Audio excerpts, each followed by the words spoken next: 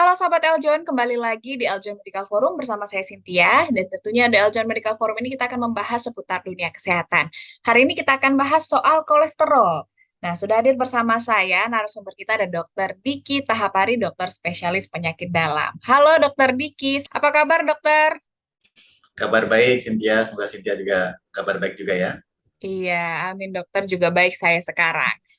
Kita akan bahas soal kolesterol ya dokter, salah satu penyakit yang memang banyak sekali nih diidap oleh orang-orang, apalagi terutama orang-orang dewasa ya dokter ya kaitannya dengan kolesterol. Nah hari ini kita akan bahas dokter, apa sih sebetulnya kolesterol, kemudian penyebabnya dan bagaimana mengontrol sebetulnya supaya tidak sering kambuh kolesterol ini. Nah mungkin ke pertanyaan pertama dokter, apa ini dokter kolesterol sebetulnya? Ya, kalau kita bicara mengenai kolesterol, kalau dari sisi medis kita dengar sering namanya lipid ya, atau lemak. Jadi sebenarnya kolesterol itu salah satu bentuk dari lipid atau lemak di dalam tubuh kita. Nah, dalam tubuh kita itu bentuk lemak atau lipid itu ada beberapa.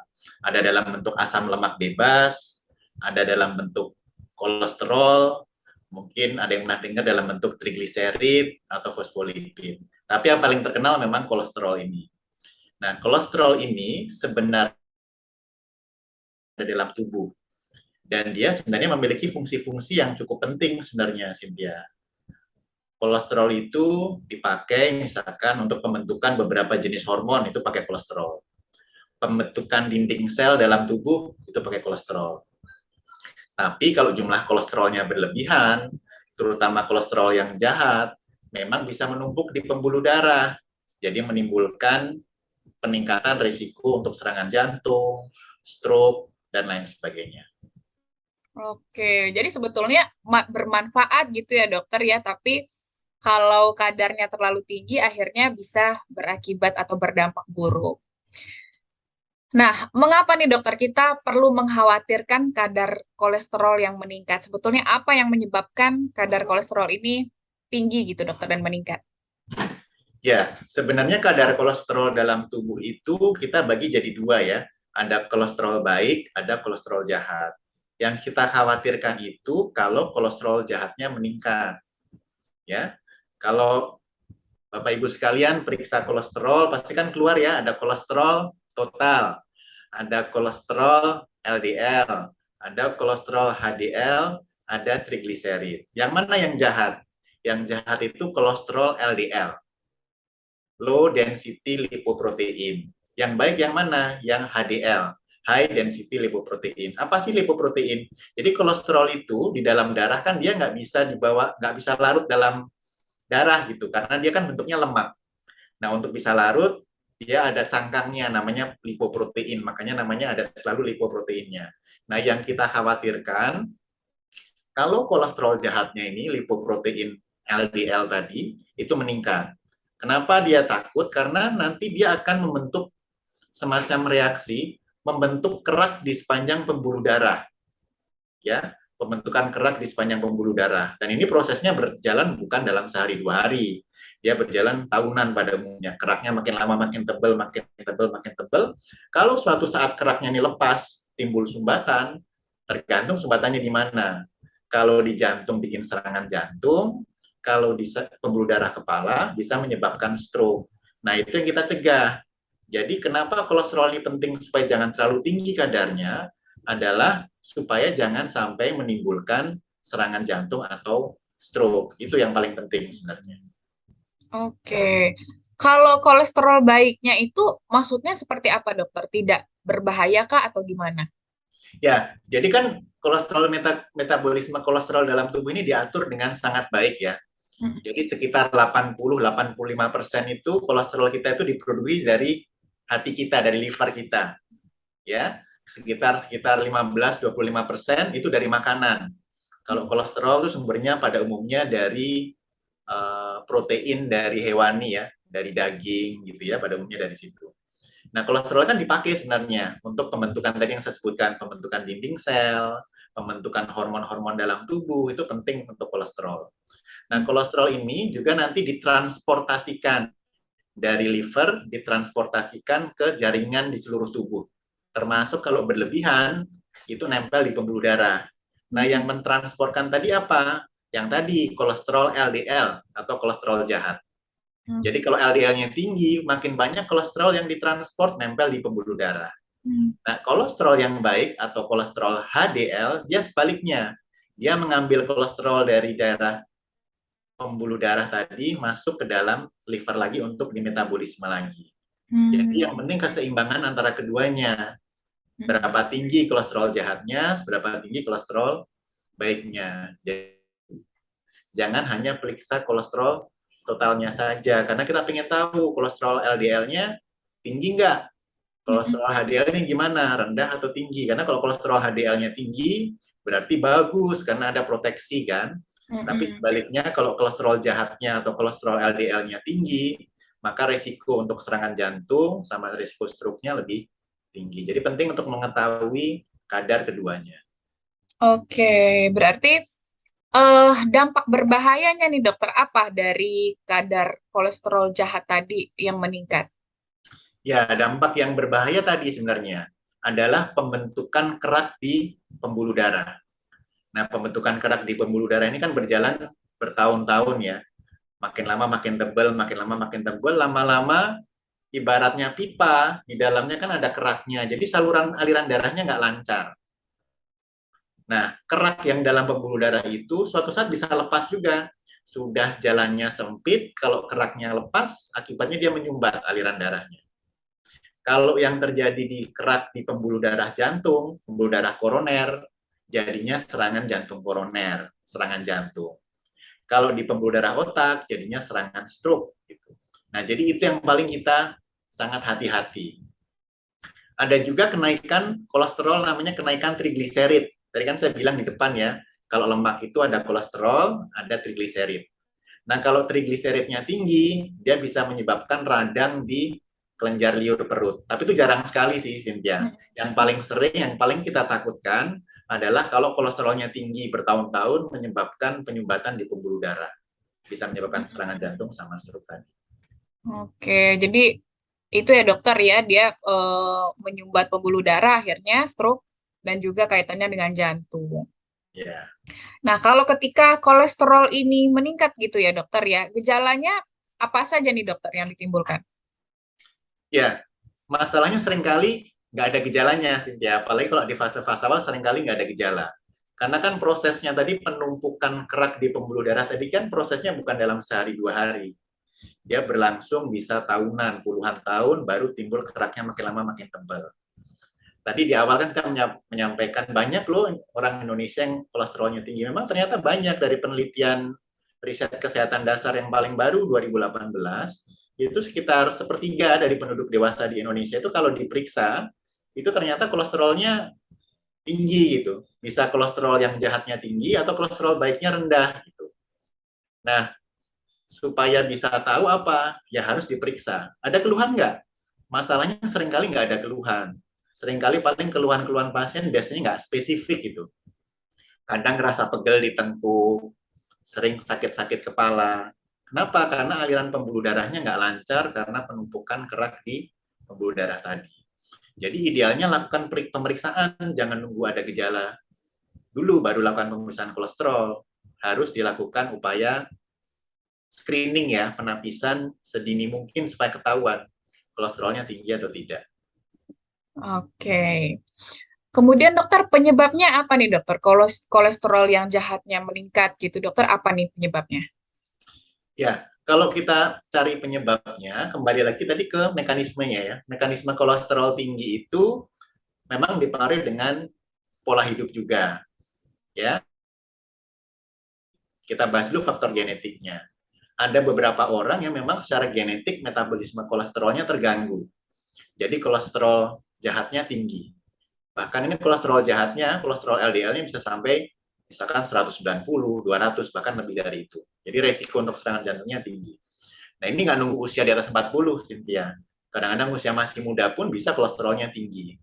Jadi kalau misalkan di keluarga ada yang riwayat kolesterol tinggi, hati-hati, jangan-jangan ada faktor genetiknya. Kedua, faktor pola hidup. Pola hidup yang tidak sehat, misalkan kegemukan, kedua kurang olahraga, kemudian pola konsumsi makanan yang tidak sehat, itu juga berkontribusi terhadap gangguan metabolisme lemak dalam tubuh yang meningkatkan risiko peningkatan kolesterol jahat. Termasuk tadi konsumsi makanan, misalkan yang tinggi dengan konsumsi lemak jenuh, misalkan goreng-gorengan, makanan daging yang berlebihan, dan makanan-makanan lain yang kandungan kolesterol jahatnya tinggi, itu bisa meningkatkan kemungkinan kolesterol jahatnya juga naik dalam tubuh.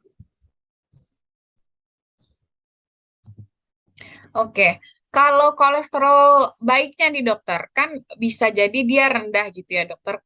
Kenapa dokter rendah penyebabnya gitu, kekurangan apakah? Kemudian apakah juga akan berdampak kalau kolesterol baik ini terlalu rendah gitu dok? Jahat kolesterol baik ini kan sebenarnya keseimbangan ya. Jadi memang penting untuk mempertahankan kolesterol baiknya dalam jumlah yang cukup juga. Apa yang menyebabkan kolesterol baiknya rendah? Paling sering biasanya dua hal.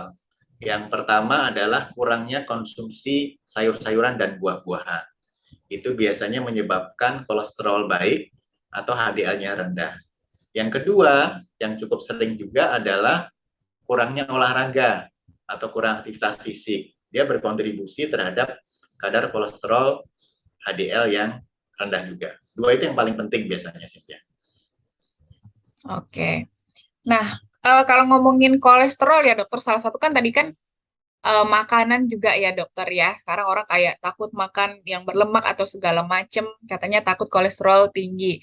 Jadi sebetulnya makanan apa saja nih dok yang menyebabkan kolesterol jahat itu meningkat? Kolesterol selama jumlahnya nggak berlebihan. Yang tidak boleh adalah konsumsi makanan yang tinggi kandungan kolesterolnya atau kandungan lemak jenuhnya terutama dalam jumlah yang berlebihan. Makanan-makanan apa sih yang kandungan lemak jenuhnya berlebihan? Ya makan-makan yang diolah dengan misalkan dengan digoreng misalkan, apalagi yang digoreng beberapa kali dengan minyak yang sama misalkan. Kemudian konsumsi daging-daging tertentu, pada umumnya daging-daging hewan, seafood, itu angka kolesterolnya juga cukup tinggi. Tapi ingat bahwa lemak itu ada lemak jenuh, ada juga lemak tidak jenuh yang lebih sehat, misalkan ada canola oil, virgin oil, ada juga buah-buahan yang mengandung lemak tidak jenuh. Itu boleh dikonsumsi, sama juga prinsipnya adalah konsumsi dengan jumlah yang tidak berlebihan. Makanya dari Kementerian Kesehatan kan membuat tuh ya model pola makan yang sehat. Model isi piringku, piring dibagi tiga, ada karbohidratnya, ada sayur-sayurannya, ada dagingnya. Jadi pola komposisi makanan itu penting sekali. Pola konsumsi makanan yang seimbang. Bukan berarti sama sekali nggak boleh dimakan, nggak boleh. Karena kolesterol kita juga perlu untuk pembentukan hormon, pembentukan apa namanya dinding sel yang lain dalam tubuh, tapi jumlahnya nggak boleh berlebihan. Oke, yang penting seimbang ya dokter ya, boleh dikonsumsi tapi jangan berlebihan. Ya, benar. Kalau buah-buahan juga ada nggak sih dokter yang menyebabkan meningkat? Ya, pada umumnya kolesterol yang ada dalam buah-buahan, misalkan yang paling terkenal, misalkan avocado gitu ya, dia Mm-mm. banyak mengandung lemak, tapi lemak yang tidak jenuh sebenarnya. Jadi lemak yang dalam tanda kutip baik gitu. Atau Mm-mm. misalkan makanan-makanan lain, misalkan ikan-ikan, salmon kan mengandung juga lemak tidak jenuh ya, Mm-mm. omega 3 gitu. Nah, konsumsi itu boleh dilakukan, tapi tidak boleh dalam jumlah yang berlebihan juga gitu. Kadang kan orang salah kaprah ya, wah avocado bagus nih, jadi sehari makan avocado sampai berlebihan jumlahnya, itu nggak boleh juga gitu. Jadi Mm-mm. jumlahnya tetap dalam jumlah yang sesuai dengan yang direkomendasikan, nggak boleh berlebihan. Jadi lemak pun ada jenisnya, ada lemak yang baik, ada lemak yang kurang baik gitu. Yang kita kurangin jumlahnya adalah lemak yang jenuh yang kurang baik tadi. Oke. Nah, nah tadi kan dokter sebetulnya banyak orang yang tidak menyadari bahwa kolesterol jahatnya itu sedang meningkat gitu ya dokter. Kemudian harus dilakukan pengecekan. Sebetulnya dari usia berapa sih dok kita itu mungkin harus memulai mengecek kolesterol? Ya, nah ini menarik sekali pertanyaannya ya. Sejak usia berapa gitu kita harus cek kolesterol ya. Kalau dulu rekomendasinya adalah kalau di atas 40 tahun cek kolesterol. Tapi sekarang pendekatannya sudah berbeda gitu ya. Kita tidak hanya melihat usia, tapi kita melihat faktor risikonya. Karena tujuan pengobatan kolesterol tinggi ini adalah tadi mencegah serangan jantung, mencegah stroke. Jadi kalau seseorang ada faktor risiko untuk serangan jantung atau stroke, dia boleh diperiksa pada usia yang lebih muda, bahkan mulai dari 18-20 tahun sudah sebaiknya diperiksa. Kalau ada faktor risiko yang lain. Faktor risiko yang lain apa? Misalkan merokok. Kedua, apalagi misalkan kegemukan. Gimana cara tahunya kegemukan? Bisa kok mudah kan, kita bisa periksa indeks massa tubuh misalkan. Berat badan dibagi tinggi badan dalam meter dikuadratkan. Atau diukur aja lingkar perutnya. Kalau perempuan lebih dari 80, laki-laki lebih dari 90, artinya dia mengalami obesitas. Berarti ada faktor risiko yang lain. Atau kalau periksa gula darah, oh dia ternyata gula darahnya tinggi, entah dia prediabetes atau diabetes, berarti ada faktor risiko. Atau ada tekanan darah tinggi, nggak usah tunggu 40 tahun, umur 18-20 tahun pun baiknya dilakukan pemeriksaan. Satu lagi yang penting adalah kalau ada riwayat kolesterol tinggi di keluarga, itu harus dilakukan pemeriksaan. Bahkan nggak nunggu 18 tahun, masih umur 6, 9, 11, 18 tahun pun Anda baiknya dilakukan. Yang mana yang harus dilakukan pemeriksaan? Biasanya di keluarganya itu ada riwayat serangan jantung usia muda biasanya. Misalkan ayahnya serangan jantung umur 40 atau ibunya serangan jantung umur 50 tahun. Di keluarganya ada kolesterol yang tinggi. Hati-hati, biasanya anak-anaknya juga pada umumnya memiliki kolesterol yang tinggi. Jadi pada kelompok yang berisiko tinggi ini, kita bilangnya kelompok yang karena masalah genetik, kita bilangnya familial hyperkolesterolemia. Memang nggak banyak sih, tapi kalau di keluarga ada riwayat serangan jantung usia muda, maka di keluarga itu wajib dilakukan penapisan kolesterol tidak memandang usianya. Usia muda pun harus dilakukan pemeriksaan. Tapi kalau normal ya oke lah, selanjutnya diperiksa mungkin tiap 5 tahun diperiksa. Tapi kalau udah di atas 40 tahun atau ada faktor risiko, kalau normal ada baiknya diulang tiap 1 sampai 2 tahun dievaluasi. Karena seringkali tadi nggak ada gejala sih, jadi memang harus dilakukan penapisan dan sekarang tidak memandang usia gitu. Dilihat ada nggak faktor risiko lain yang meningkatkan pasien tersebut untuk serangan jantung atau serangan stroke misalnya. Oke. Kalau stres, dokter, apakah juga bisa meningkatkan kadar kolesterol nih katanya, dok? Ya, ini ada beberapa penelitian yang cukup banyak ya. Ada penelitian di Inggris kurang lebih 90.000 orang dilihat dibandingkan antara yang stres tinggi sama yang tidak terlalu stres. Memang pasien-pasien yang stresnya tinggi ini ternyata kadar kolesterol jahatnya lebih tinggi. Kenapa? Banyak faktor. Faktor pertama, kalau stres itu meningkatkan hormon stres. Hormon stres itu apa tuh? Hormon kortisol namanya. Nah, dia mempengaruhi juga pembentukan kolesterol jahat. Orang kalau sedang stres, dia juga menimbulkan semacam peradangan ringan dalam tubuh. Itu mengganggu metabolisme kolesterol juga. Orang yang sedang stres, seringkali juga pola hidupnya lebih tidak sehat biasanya. Pola makannya lebih tidak sehat. Ya, dan turut berkontribusi juga terhadap peningkatan kadar kolesterol LDL. Jadi memang kalau ditanya apakah ada hubungannya, dari penelitian-penelitian yang ada ternyata memang terkait. Orang yang stres itu ternyata kolesterolnya lebih tinggi dibandingkan yang less stres atau tidak stres. Oke. Kemudian dokter, berarti kalau kita bicara kolesterol itu nggak harus penyebabnya adalah makanan berarti ya dok. Orang kan mungkin takut makan ini takut kolesterol gitu dokter. Apakah memang hanya, kalau tadi saya dengarkan ya dokter, berarti kan nggak cuma hanya makan ya dok?